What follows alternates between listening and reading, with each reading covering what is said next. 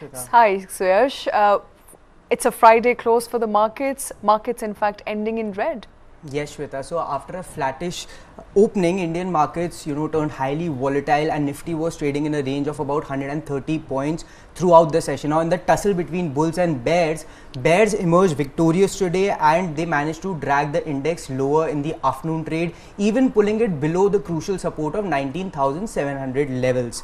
Now, as a result, the market has extended its losing streak to 3 straight sessions. Now, at close, Nifty 50 was down about 0.34% below the support of 19,700. It ended at 19,674 mark, whereas Sensex was down about 0.33% in today's trade, and it closed just above the 66,000 mark.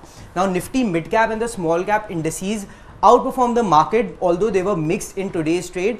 Nifty mid cap 100 was down about 0.11%, and it closed above the 40,100 level, whereas the small cap 100 index outperformed the markets, and it was up about 0.26% in today's trade and closed at 12,476 levels. The volatility came down slightly. It was down about 1.45%, and the index India VIX sits below the 12 mark at 10.66 levels. All right, so some sort of consolidation there, not in line with what we were expecting perhaps, but it's happening gradually. Ambareesh Baliga, independent markets expert, joining us very shortly. But before he does that, I want to quickly also begin by understanding Nifty, maintaining that crucial support of 19,500, that resistance level hasn't crossed that just as yet. We see that happening. Do you think it's going to happen sometimes next week? That's the anticipation?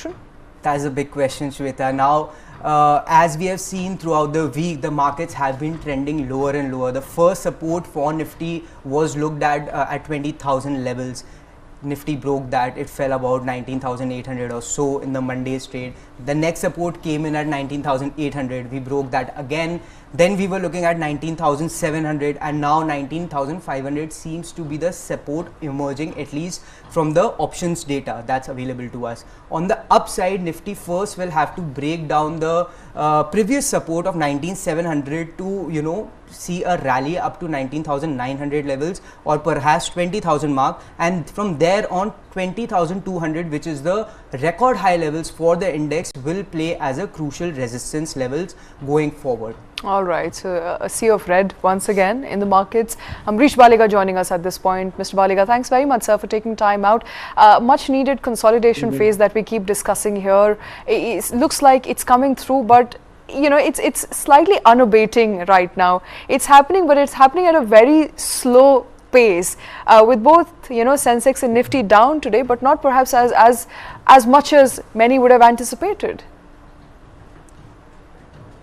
Yeah, but then the way things are, it looks that the trend could be downwards, and like you were discussing some time back about the support levels, I think the next important support level is about 19,500, 19,600 levels, which we are very close to that. And if that is broken, then I think you could see a decently deep cut. And when I say a deep cut, I'm talking of at least about 500 to 800 points from there. So I think we need to watch that very closely. And if we don't break that, yes, I think we can consolidate in this range of 19,500 to 20,000, and then possibly post that move up. But then as of now, that sentiment which was there at the 20,000 levels, I think that's decently broken as of now. Okay. And, for people who are watching this and a consolidation phase that has just begun, should they enter markets? Is this the right time to enter market, or should people wait and watch? Investors, retail investors particularly, wait and watch? No, if you're an investor, then I would suggest that you should wait and watch for a while, because we are still sort of a no man's land right now. And for traders, yes, those who are looking at some sort of a bounce back can buy at the current levels with a very clear, strict stop loss. But I suppose investors may really get a very good chance in case we break this 19,500 levels. In that steep fall, I think people should utilize that opportunity and not really wait for much longer. Now, Mr. Baliga, last week we were seeing markets, making new highs almost on a daily basis, whereas some analysts were even expecting that the current run could, take Nifty to as much as 21,000 levels. What changed this week? What's the overhang for the market? I think what changed possibly is the fear of what Fed would say. I think that's when we saw the markets starting to come down, and with a sort of a hawkish stand which we have seen from Fed, and possibly there'll be an increase. Luckily they maintain status quo as was expected by the markets, but then there's a talk that possibly there could be an increase before the year end. I think that's what has taken the wind of the markets. At the same time, we have seen that oil, continues to be a concern, although we have seen some correction, but then most of the analysts are really expecting it to go more towards $100 than really come down. So I think these are these are two major concerns for the time being. And then in the next 15 or 20 days, we'll again start seeing the earnings coming in, and the expectations are decently high because between the last earnings and now, the markets have gone up. So along with that, the expectations from the earnings also have moved up. So meeting that could be a bit difficult. Looking at the way things are. And last but not the least, we should remember that as we are getting closer to the general elections, which is in May next year, could be a bit earlier. But then, like normally by say November, December, the preparation starts. And whenever you have general elections, whatever the markets have been expecting, we should still remember that there's that bit of uncertainty whenever there's an election. So I think that is what will also play out in the markets going ahead. So we could see a lot of volatility. Okay. Now, you said you see a deep red. Is that your long-term outlook or a short-term outlook? Because there's going to be a lot happening, as you said. Elections around the corner, festive season starts now. What's your long-term outlook? See, in the longer term, you really cannot be negative on India. I think that this will be one of those bright spots. But then we could see that huge amount of volatility in between. And in that volatility, we could see a cut, which could be as high as possibly, like I said, 500 to 800 points, could be about 1,500 points also. Don't be surprised if you see, levels of closer to about 18,200, 18,500. But then that should be utilized by long-term investors to get in. Because if you're talking of the next 5 years, next 7 years, I don't think that there is any way, you can go wrong with it, go wrong on the India story. Even if we assume that there's a change of government, what we have seen in the past so many decades, that whichever the government is, like the Indian economy has continued to perform. Okay. Mr. Baliga, before we go to sectors specifically, as far as domestic cues is concerned, anything that stands out for you that could spring a surprise in the recent months to come? Because right now, the fact that Indian markets have snapped their all-time highs is mostly on the back of global cues, the US Fed rate pause and the crude prices. Anything domestically that could spring a surprise? No, like I said, possibly the earnings could spring a surprise in terms of negativity. Because again, like if you look at Q1, most of the earnings were decent, some were better than expected. But then the way, people have raised the bar for Q2 and the expectations are still higher, I think meeting those could be a bit difficult across the sector. So, and especially, if you're looking at the export performance, that's been a bit poor as far as India is concerned, because we have seen that the global economy, overall hasn't been doing too well. So I think there could be some negative surprises in the earnings. So that's something where one should be a bit, have caution about. Okay. So I think that could be one of those triggers for a further correction. All right, so let's also move to sectors that we are tracking today. Certainly, Shweta. So now among the sectors, Nifty PSU Bank continued on its dream run and the index was up about 3.51% in today's trade. Now the rally continues to run unabated, but we are not seeing any sort of a rally in PSU banks having an impact on the overall Nifty banking pack. Now the Nifty banking pack ended with moderate losses in today's session. The index attempted to, after a 3.5% decline in the last 3 days, it attempted to have some sort of a catch-up rally, and the index was up about 0.5% in the morning and the afternoon trade. But then we saw bears taking over in the afternoon trade, and Nifty Bank also consequently ended lower at a slightly negative bias, down about 0.03%. Now the auto pack pack was another index which outperformed the market. The auto pack was up about 0.21%. Now among the losers, Shweta, Nifty Pharma was the biggest drag on the market today. The index was down about 1.55% in today's trade. The metal pack and the media pack were also among the laggards today. Both indices were down about 0.66% in today's trade. All right, and while you're at it, Suyash, let's also quickly take a look at some of the stocks we are tracking this afternoon. Certainly, Shweta. So among the top gainers was IndusInd Bank. Now, IndusInd Bank rallied on the back of a brokerage call from UBS, which maintained a buy rating on the stock with a target price of about 1800. And UBS said that the company is on track to, improve its earning quality.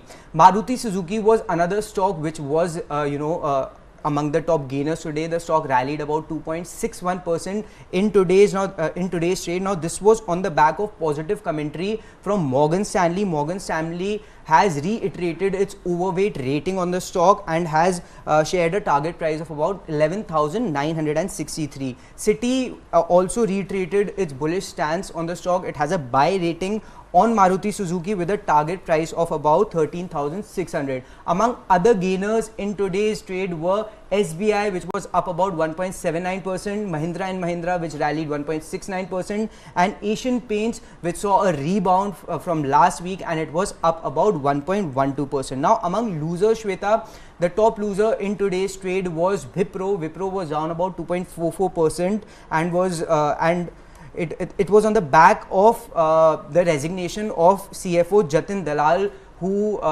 had served about 21 years with the company.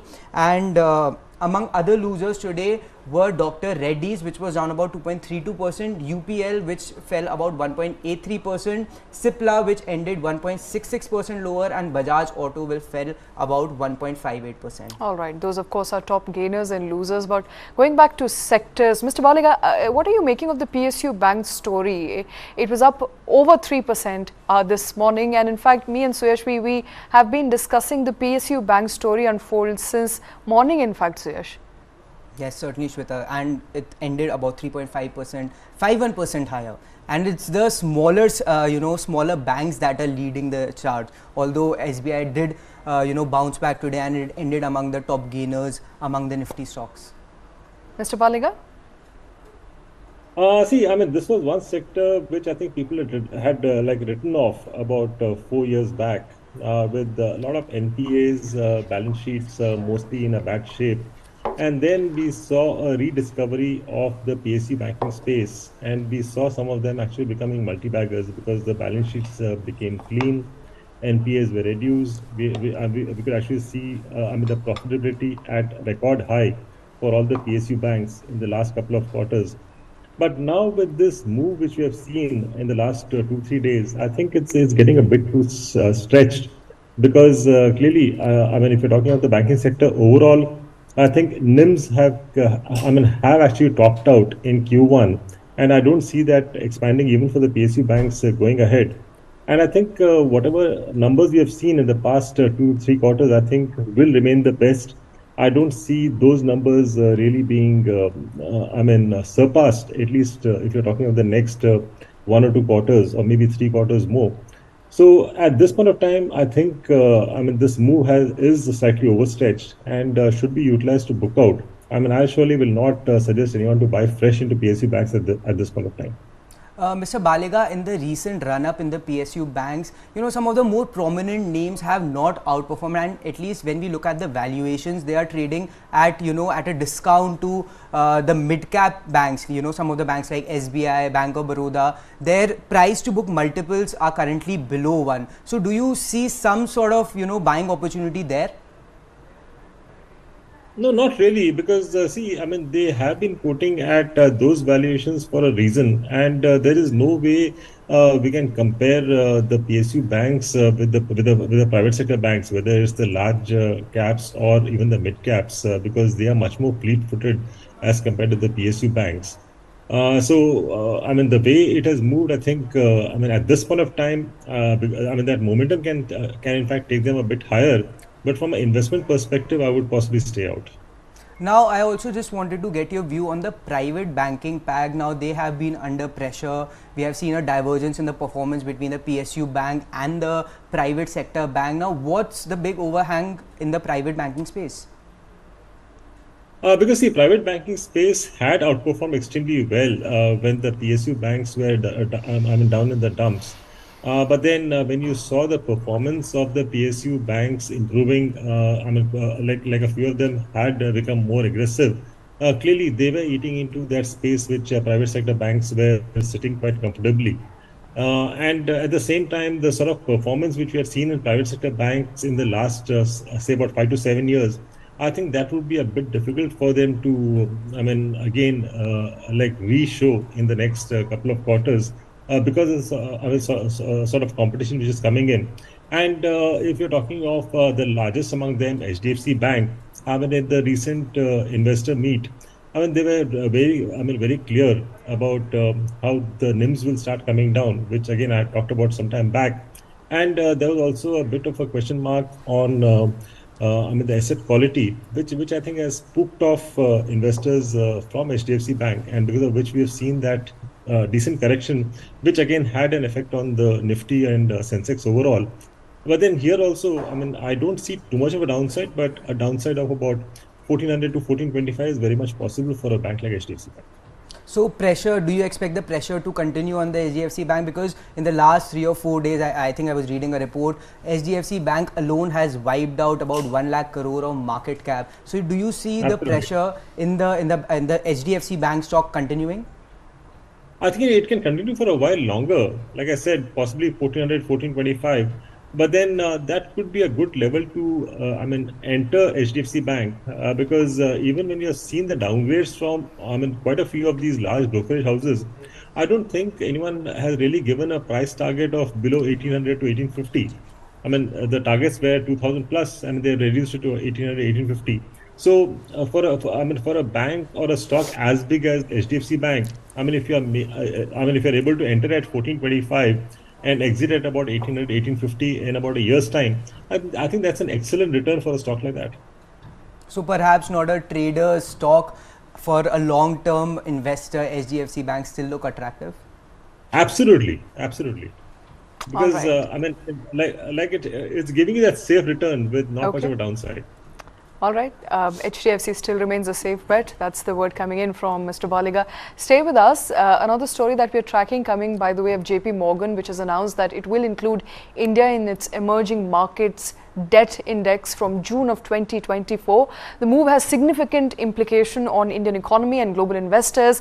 It paves way for inflows worth billions of dollars into world's fifth largest economy. How will it happen? Why is it such a big deal? Suyash. Shweta, it's a very big positive for the Indian markets because India was the last big emerging market to be outside the global bond indices, and JP Morgan is the first to add Indian sovereign bonds to its emerging market indices. Now the inclusion... Now 22 bonds have been identified, I'm given to understand. So not all of them will be included? Yes, yes. So currently 23 Indian government bonds have been identified with a combined nominal value of about $330 billion.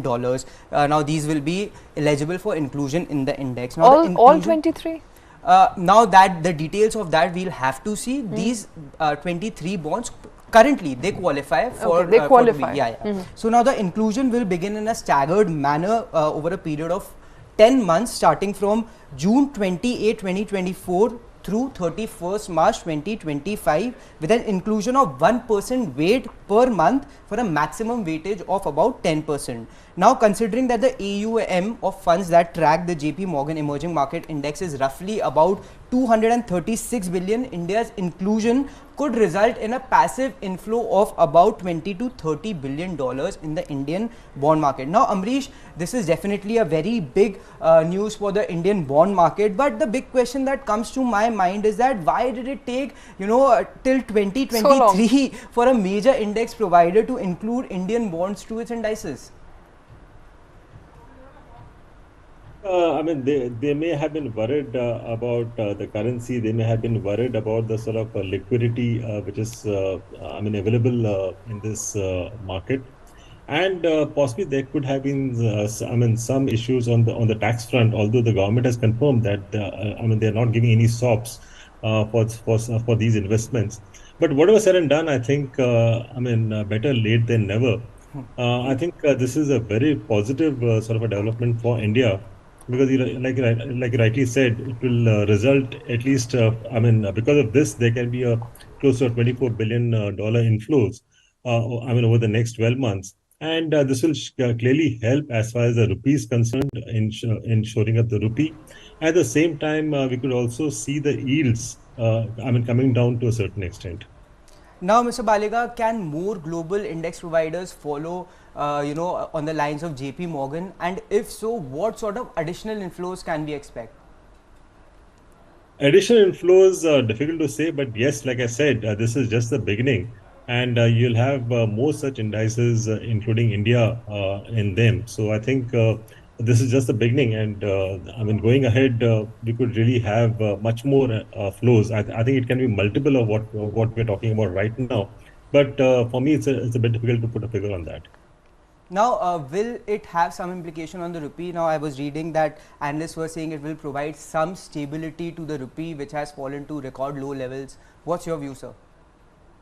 Absolutely. That's what I said in the beginning, that this will clearly help shore up the rupee, because typically whatever comes into bonds is more of a longer term sort of investment, and the money stays back for a much longer time. So I think clearly it will have a positive impact on the rupee. And if you're talking of much longer term, I think I'll not be surprised if we see the rupee actually appreciating than depreciating much more from here. And so, what will be the implication for equities? Now, a few analysts are saying that it will be a major positive for the PSU banks. How will it be a positive for PSU banks, sir? See, going ahead, because of, as of now, this is only limited to the government bonds. But going ahead, when you have more such indices, allowing investment into the Indian bond market, I think that will next expand to the debt paper being issued by the banks. I think from that point of view, it should be positive for the banks in the longer term. But right now, I don't think it will have any sort of immediate effect. But I think it's more sentimental, because of which we saw the PSU banks moving up. Now, sir, there are also some reports that are saying that high foreign holdings of debt might expose India to external shocks, adding that large inflows and outflows linked to development in global markets can have an outsized impact on domestic bonds and currency markets. How do you see it, sir? No, see, when we are on the way clearly to become the third largest economy, I think we will be in a position to absorb those shocks. And again, we are talking of such large inflows, possibly in the next 5-7 years. It's not going to happen in the next 2 years. So by then, our economy will be decently resilient to in fact absorb such shocks. So I don't see that as a big issue. But yes, that's a threat, no doubt. That's a threat for any large economy where you have a lot of foreign money flowing in. So that clearly is a threat which is always there. It's a question of as to how do you absorb it. And I don't think that will be a major issue once we become that large an economy. All right, Mr. Baliga, thank you so much, sir, for taking time out. Thank you for speaking to Newsline. Suyash, to you as well. Thank you for joining in with your inputs this afternoon. We're going to move on. India is set to be developing a cryptocurrency intelligence tool to combat cyber fraud. Now, in a move to tackle the surge in cryptocurrency-related illegal activities, Ministry of Home Affairs is developing a cryptocurrency intelligence and analysis tool, also acronym CIAT. The project is reportedly being executed by the Indian Cybercrime Coordination Center, a Home Ministry establishment. Now, CIAT will monitor the dark net and is expected to identify and monitor cryptocurrency wallets involved in transactions. It will have the ability to send alerts in cases where transactions are conducted through specific accounts which exhibit suspicious behavior or are unusually high in transaction volumes. What is the new platform going to be? Karthik Malhotra joining in with details. Karthik, hi. Hi, Shweta. it's a good positive move in a sense where government is hoping to crack down on illegal use or illicit use of cryptocurrency. However, very difficult to monitor. Shweta, see, I think there's no surprise there. Indian government has been very anti-crypto and has attracted the wrath of anybody who has been bullish on cryptocurrency. So even at the G20, while all nations participating in the G20 summit here in India did agree to developing a common framework and common guidelines to really understand how cryptocurrencies can be regulated. I think monitoring and really, ethically hacking into that entire blockchain to decipher what is happening on the dark web, who is using which cryptocurrency to what effect, is going to be a very daunting task. So while this ICCC, the Indian Cybercrime Coordination Committee under the Ministry of Home Affairs, is putting forward this brave front of developing a tool which can actually identify and monitor cryptocurrency usage, the whole purpose, the whole idea of a cryptic currency like a cryptocurrency is that its activities cannot be tracked. And it then should be untraceable. Absolutely. That's the whole claim to fame of cryptocurrency, and that is why it has been used, as per reports. I don't know who's been able to track it, but it has been used for, for drug trafficking or for even the Indian government's fear of terror financing. We don't know whether that's true or not. But the whole point is, you may form a cell, you may form a committee, you may try to develop a tool that has a lot of intelligence built into it.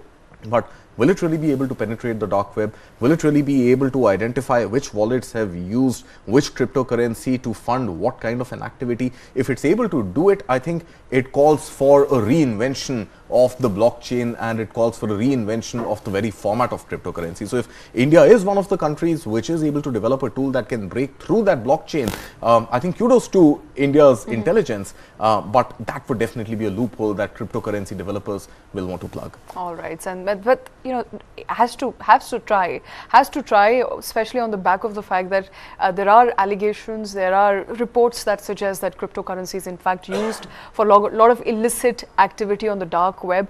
I think it's important. I think it's pertinent for the government to at least make sense of where the money is going. Although blockchain technology ensures that it's untraceable, you can't see and you can't find out where it's gone to who it's gone to. But I think timestamp is one of the way in which the government is hoping to look into it. But my question is about India's commitment to not just look at crypto as something to fear, but to regulate it, and which is what India has said in its final New Delhi declaration, the G20 declaration, which was adopted here in the national capital, that we will be adopting the IMF FSB paper and looking to perhaps come up with regulations for all G20 countries. Absolutely. That could be the future of cryptocurrency. Absolutely, it should be, and ideally, it should go down that route. But the only challenge that emerges from, an argument like that is that, regulation versus really penetrating into the blockchain are two different things. Regulation can come by way of regulating the crypto exchanges. Regulation can come by way of monitoring what is the physical cash being used to transact at a crypto exchange domestically or internationally. And hence you would know how are Indian citizens and those who have Indian bank accounts really transacting with the world outside by way of buying cryptocurrencies. Now, where cryptocurrencies actually get used and where cryptocurrencies eventually find their eventual transaction base is something which I feel is going to be very difficult for the government or for any government to eventually break through into. All right, and that is going to be the big challenge, but perhaps the new CIAT or the crypto analysis tool will be able to do that. We'll bring you more details as and when they emerge, but shifting focus to the India Digital Brand Fest, which is currently on. The 2023 Indian Digital Brands Fest is on. Some of the biggest brands in India have converged in Mumbai. My colleague Krishna Kumar joining us with more details. Krishna, what's happening around you?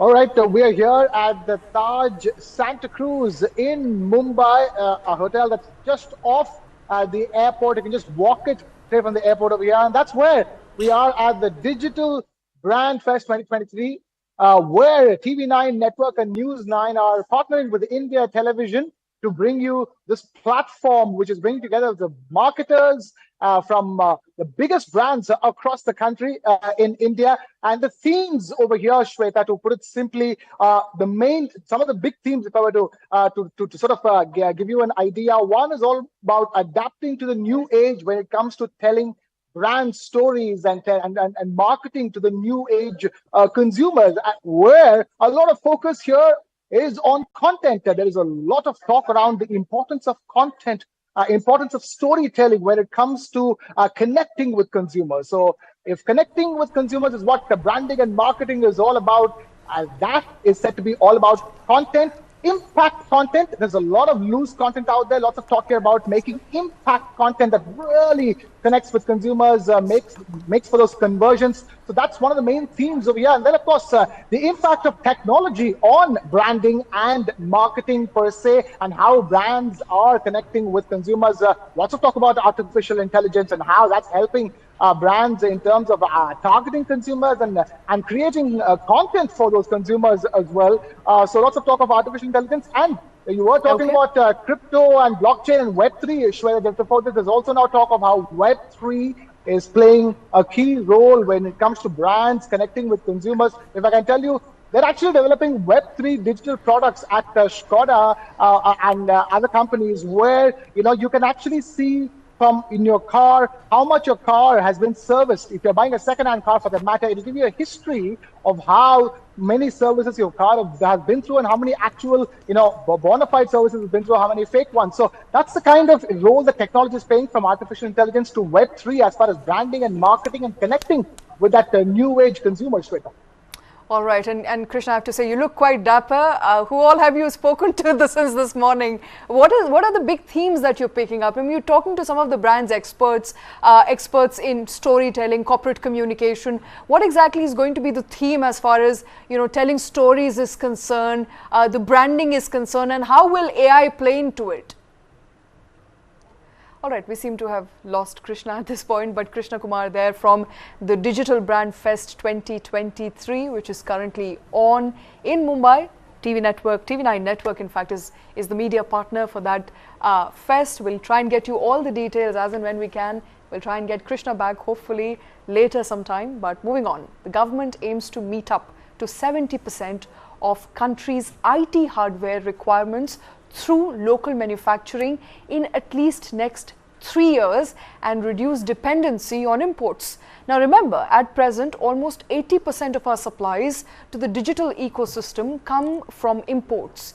As many as 40 companies, including Dell, HP, Lenovo, have applied for the IT hardware PLI scheme after government restricted imports of IT hardware just about a couple of weeks ago, after which there seems to be a renewed focus on making in India, especially making IT hardware in India, making India Atmanirbhar, ensuring that there is more IT hardware produced as opposed to what it was a couple of years ago, even in fact just until recently. How feasible is this? You're saying 70% of all needs will come from India, while at the moment 80% comes from outside. So definitely it's a very ambitious target that India has And set 3 to out 4 for years. itself. 3 years is what Rajiv Chandrasekhar, MOS for Ministry of Electronics and IT, has gone on record telling reporters that 3 years is the time frame within which 70% of India's IT hardware needs will be serviced by India domestically. Now, what does this really mean? This, number one, means that out of those 40 companies that you mentioned, including Dell, HP, Lenovo, etc., who have applied to avail the PLI scheme here in India, will have to be given some sort of an incentive. So the applications will have to be passed, because for 70% of domestic production and Atmanirbharta, so to speak, in catering to our own IT demands and needs, we would need pretty much every company producing laptops, producing servers, producing desktops, producing tablets, producing cameras out there to actually start making in India. Right now, is that feasible? I mean, technically, there is no reason for it to not be feasible. But then I think the government will have to look at the cost-benefit analysis of this. And the time taken to set up these factories. Sure. That is substantial Shweta, as well. thankfully, we live in modern times where robotics are an integral part of the manufacturing process, right? Where supply chains have also been augmented in a manner that, you have just-in-time production supplies emerging thanks to the infrastructure in time for your assembly to go through. So time frame setting up, 40 factories in 3 years is not a big deal. I think if companies put their minds to it and go ahead and make that commitment, make that investment, and are able to acquire land, which of course is primary concern number one. If they're able to acquire land in India, then given India's overall English speaking population, size of the population, etc., labor should be easy to get by as well. Now, the bigger challenge is that out of these 40 companies which want to avail the PLI facility in India, I think the government will have to look at its cost of incentivizing these companies. And for that, Rajiv Chandrasekhar has also said that the 17,000 crore rupee outlay on IT hardware PLI will perhaps have to get extended to 23,000 crore rupees. So that is another 6,000 crore rupees outlay over a period of 3 years. Okay. Now, within these 3 years, if domestic production were to happen to the tune of 70%, then about 4.65 lakh crore rupees worth of equipment would be made in India. So if you look at the cost benefit analysis also, the government's cost of 23,000 crore rupees to offset production worth 4.65 lakh crore rupees is great business sense. I think it's a great model, because this 23,000 crore rupees is going to enable production worth 4.65 lakh crore rupees worth of equipment. Now, the really, the matter boils down to one critical factor, and that is that will these companies actually go ahead and bite the bullet to make in India? Now, again, if you look at it from their perspective, do they have a choice? Can any company right now think of existing or thriving in the absence of India being a market? And given the size of our market, given the large consumer base that every company finds in India, will it be prudent for any company to ignore India from its business plans? Simple answer, no. So will they want to come to India? Yes. Will they have to invest in India? If they want to sell in India, they've got to build in India, make in India. So yes, they will have to invest in India. Will the government be able to sustain this push for manufacturing after 2024, once elections are over and the new government or a renewed term for the existing government is back in office? I think the government will have to ensure, whichever government is in power, will have to ensure that there are no further obstacles and no further tweaking of any rules around either localization or taxes or GST or non-payment of the PLI incentive, etc. I think all of that confidence will have to be built to ensure that manufacturing does happen in India. But in the same breath, ITI, which is one of the global think tanks for the IT industry, US-based think tank, has come out and stated very clearly that India has not taken a consultative approach while implementing this import restriction. Yeah, so let's address the elephant in the room. Yeah. What is making these companies make in India, or sudden renewed interest towards making in India when there wasn't any, in fact not a single PLI application even until about 6 months ago, is India's import curbs, the import restrictions on IT hardware. Essentially, the entire story starts from there. The application, 38 companies applying for PLI, starts from there, and companies going and knocking on government's door saying that this is abrupt, you have to push the deadline to November, which is when it happened. But come October end, start of November, none of these companies will be able to import items to India. Hence, they will have to make in India. So it's essentially being told to do it, and then also being told very strongly to do it, not happening. Let's get a ban in place. So I think Shweta, these companies may continue to import for the time being, and not these companies themselves directly, but resellers of laptops and PCs will not see from 1st November manufacturing happening in India. I think what these import restrictions are doing is that you want to identify these are your trusted partners. These are the countries, or these are the companies based in these countries from where you could take a license from the Indian government to import. Right. Now, I agree. I think what you're saying is absolutely valid. There is a difference between incentivizing manufacturing and arm twisting companies to manufacture in India. Unfortunately, it seems with these laptop import restrictions, the government is tilting towards the latter and not the former. Incentives were there in place. Incentives were not laptop. Why were incentives not laptop? Because companies found it cheaper to make in China and sell in India, or make in Thailand and sell in India, or make in Vietnam and sell in India. So there was an existing investment that companies had made in geographies outside of India, and in the absence of import restrictions, they were easily importing the manufactured products into India and selling to the Indian consumer. As a business, nothing wrong with it. But what does India want to do? India wants manufacturing to kickstart in India. India wants IT manufacturing, self-reliance to happen, and at the same time India wants to hurt China, from where it is fairly obvious that we don't want imports coming in from China. So I think the government is definitely pushing the nail really hard into the skins of these companies and saying you cannot ignore India, you cannot ignore our population, our middle class, and the surge, the aspirations of an affluent India. And if you want to sell these products which have become bread and butter of daily existence for every Indian, then you've got to come and make in India. So companies will have to come and make in India if they want to sell in India, but are they doing it happily? Are they doing it willingly? Will they do it in time? And will they get the right enabled ecosystem even after they make their commitments, is something that the government will have to ensure. And the government is quite confident that it will happen in next 3 to 4 years, which is by when we'll get 70% of our needs met at home in India. We'll of course have to wait and watch out whether that happens. But moving on, diplomatic tensions between India and Canada continue to escalate, with India stopping visa services in Canada, and Canada says that it's adjusting its staff presence in India. Amid the ongoing standoff, there is panic among people, business community and traders. Will the ongoing standoff hurt trade and people relationships? Well, it's already hurting relationships as far as people is concerned. There is a sense of panic. Will it affect the $8 billion trade between India and Canada? Do we have more clarity, Karthik? Shweta, see, I think we are getting mixed opinions right now. These are still early days, and while there is an escalated tension between the two countries, and we all know the reason for that is not business. The reason for that is a separatist leader gunned down in Canada. Canada alleging that it was the role of Indian government and Indian government's agencies in gunning down the separatist Khalistan leader, and India vehemently denying it and calling it absurd and calling it motivated. And this standoff, is just beginning to bubble. Now, it has also become a question of ego. It has become a question of who blinks first, and India has taken the lead to cancel visas for Canadian citizens wanting to travel to India. Now, does this impact trade?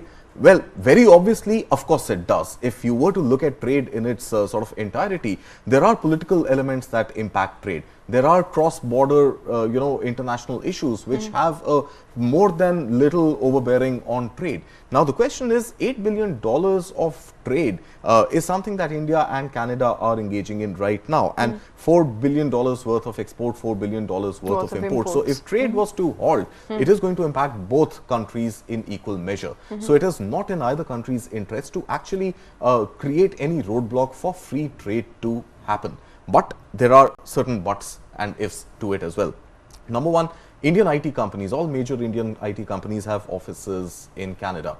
The statements coming right now suggest that in the immediate term, there is unlikely to be any problem. Why? Because IT in any case is, people employed in Canada, in Indian firms will continue to, to work there, and there isn't any movement of people. And in the sort of remote working environment that the whole world has become accustomed to, any communications, any meetings, etc. can happen virtually. So even in the absence of Canadian resident citizens traveling to India, and if Canada were to sort of, do a reciprocal visa ban for Indians traveling to Canada, then again, it's not going to impact the IT sector much.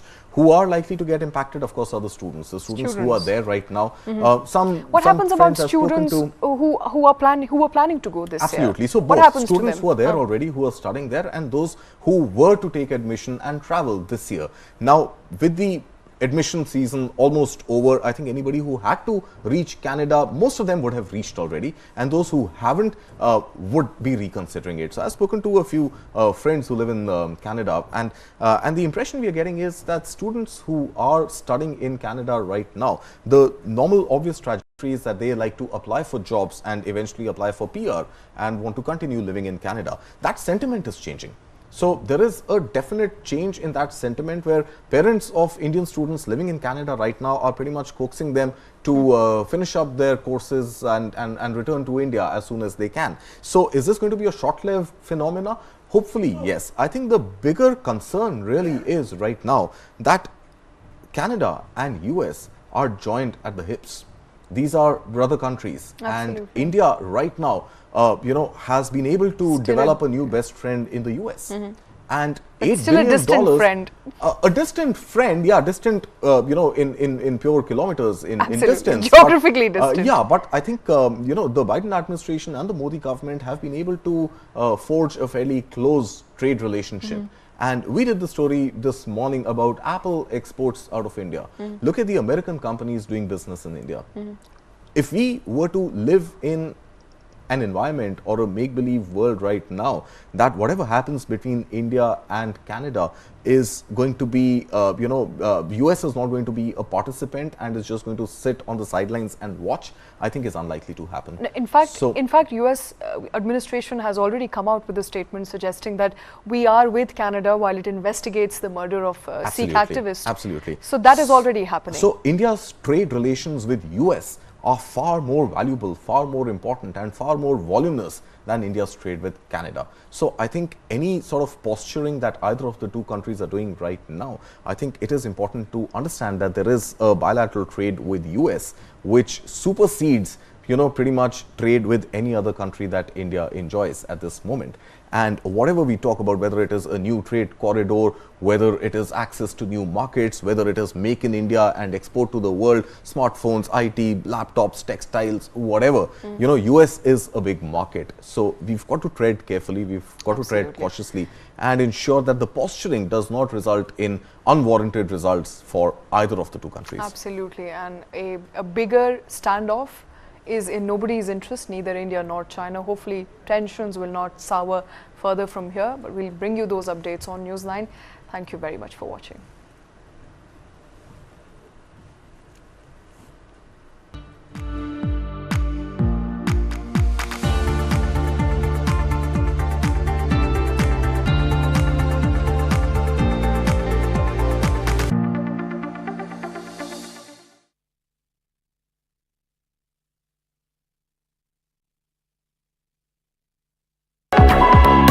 Two Indophiles confess their affair with India. Is it fair to call you an Indophile? Very much so. You wrote about China. A local problem is a global problem. It's called global inflation. Who is responsible? And it is Putin's. Duologue with Barun Das featuring David Cameron. World premiere on Connected TV. Tonight at 10. Only on Newsline Live. India's first and only digital exclusive English news stream for Connected TV. Supported by Alliance Broadband.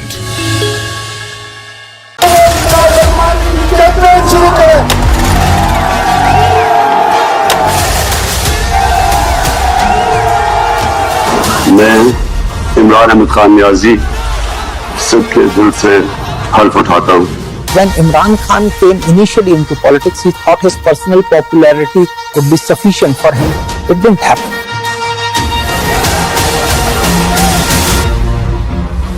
The retired military generals are openly saying that Imran Khan is a better choice. Imran Khan may have bitten a bit too much, more than what he can chew. Implosion. This and more. Streaming on world's first news OTT. News 9 Plus. Download now.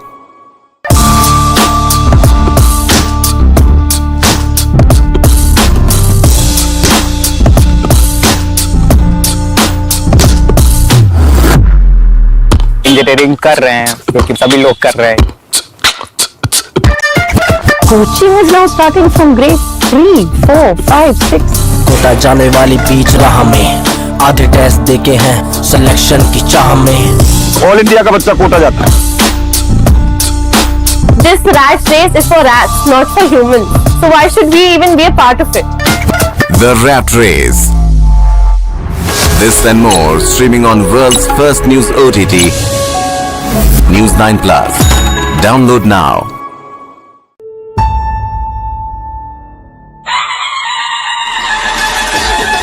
Akshay Kumar makes his Marathi film debut in Mahesh Manjrekar's Vedat Marathi Veer Daudale Sa.